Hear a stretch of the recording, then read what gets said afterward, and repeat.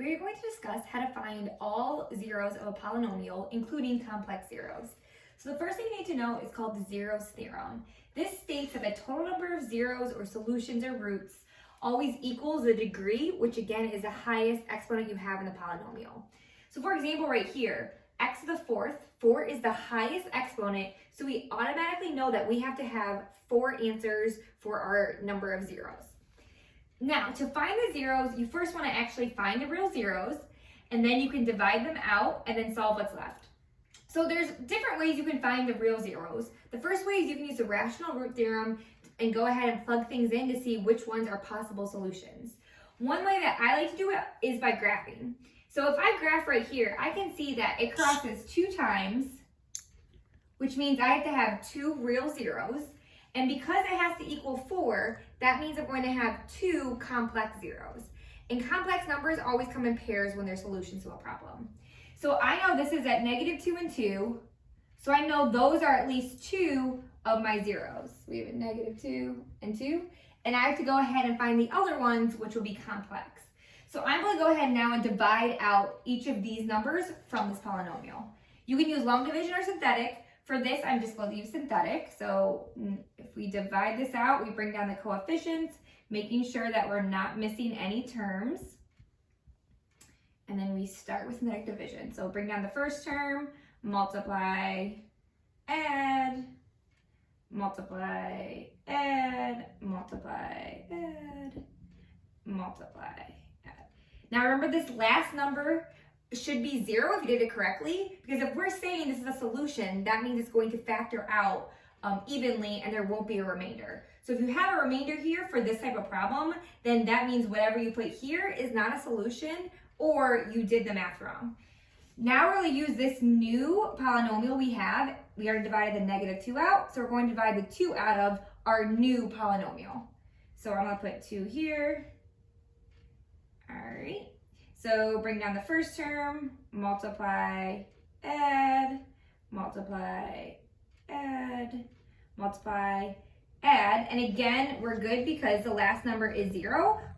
So that's the remainder, so that shows that this actually is a solution. So we have those 2 zeros. So now we're going to go ahead, we had x to the fourth. When you divided this out, this would be x to the third. We divided something out again, so now this is x squared. So if you went ahead and graphed this or try to solve this, you would see that there are no real solutions to this problem. They're complex or imaginary. So if the question asks you for the factorization with irreducible factors, that's where you would write, you'd stop right here and write what we have. So x minus 2 as a factor would be x plus 2. X equals 2 as a factor would be x minus 2. And then this right here, so it can't be reduced without having complex solutions, would just stay the way it is. All right, but we're going to go ahead and actually find all the solutions, including the complex. So at this point, since it is complex, you can't factor it, you can't graph it, but you can either do the quadratic formula or completing the square. I'm going to go ahead and do completing the square. So we move the constant to the other side and add blanks. We do b, which is 2 divided by 2 squared. So 2 divided by 2 is 1, 1 squared is 1. Put that in both the blanks. We factor the left-hand side, so x plus 1 squared. Add the right side. Take the square root of both sides. So this would be x plus 1. Whenever you take the square root and you're solving, you need a plus or minus. The square root of 4 is 2, and because there's a negative, you would take out an I. So this would be 2i. And then solve for x. So x would equal -1 plus or minus 2i. And that's where you can see your other 2 solutions come in. So our zeros, we already have the -2 and 2. And then we have -1 plus 2i and -1 minus 2i. And like I said, complex solutions will always come in pairs. So you can never just have an odd number of complex solutions, you'll always have an even number.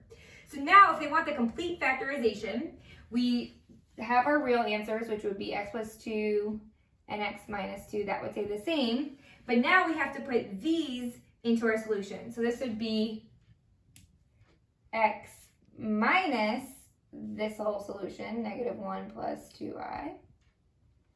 and then x minus this solution, which is -1 minus 2i.